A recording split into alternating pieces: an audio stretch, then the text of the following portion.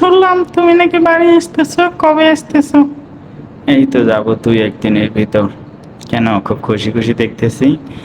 আরে তুমি বাড়ি আসবে এতে খুশি হব না? সকাল সকাল কত কি ভাবলাম তুমি জানো না। তাই না? না বললে জানবো কিভাবে? আচ্ছা বলো, কি কি ভাবছো, কি কি স্বপ্ন দেখলা, সবকিছু বলো, আমি শুনি। হ্যাঁ, ভাবলাম যে তুমি আমার সামনে আছো, আমি দরজা খুলে তোমাকে দেখবো আর জড়াই ধরবো। এটা ভাবছি আর মনে মনে যে খুশি হয়েছি জানো না।